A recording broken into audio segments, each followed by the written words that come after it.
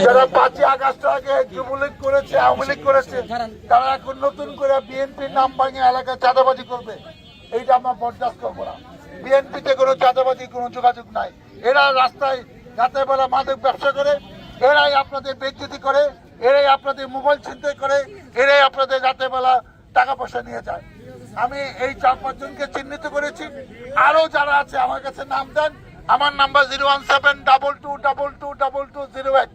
এইটা আমার বিকাশ নাম্বার, এটা আমার মোবাইল নাম্বার, আমাকে হোয়াটসঅ্যাপ নাম্বার।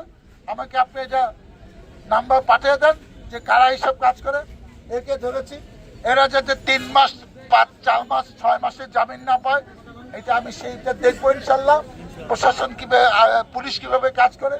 আর যারা আছে এদেরকে খুঁজে বাই করেন, এদের এলাকায় ধরলে এটা ধরে পুলিশের হাতে দিয়ে দেবেন।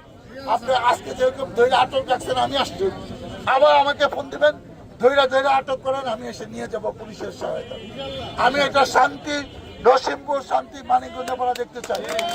আপনারা কষ্ট করে টাকা উপার্জন করেন, এইসব সন্ত্রাস চাঁদাবাজিদের টাকা দেওয়ার জন্য না। এটা কষ্টের টাকা। যারা চাকরি করে যত টাকায় বেতন পারে, অনেক কষ্টের টাকা, যে সেই টাকা এরা চাঁদাবাজে নিয়ে যাবে, তাদের হাতে আপনি জিম্মি থাকবেন, এটা হবে না। আমি নির্বাচনের আগে এবং নির্বাচনের সময় প্রতিশ্রুতি দিয়েছি, মাদক সন্ত্রাস চাঁদাবাজিদের জায়গা সাবা আশিলাতে হবে না। সেটা পদক্ষেপ শুরু হয়েছে। সকালবেলা 2 জনকে আমরা ধরে আসছি দুর্গাপুর থেকে।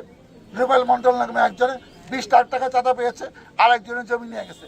আমি এই সব ওসি সাহেবকে এনে ধরে দিয়ে দিচ্ছি। আজকে এটা হয়েছে।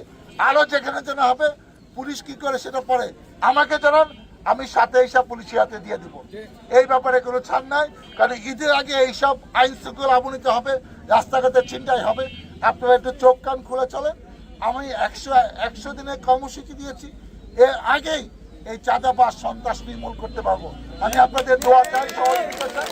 আপনারা আমার পাশে থাকবেন, এটি আমার প্রত্যাশা। আল্লাহ হাফেজ। বাংলাদেশ জিন্দাবাদ।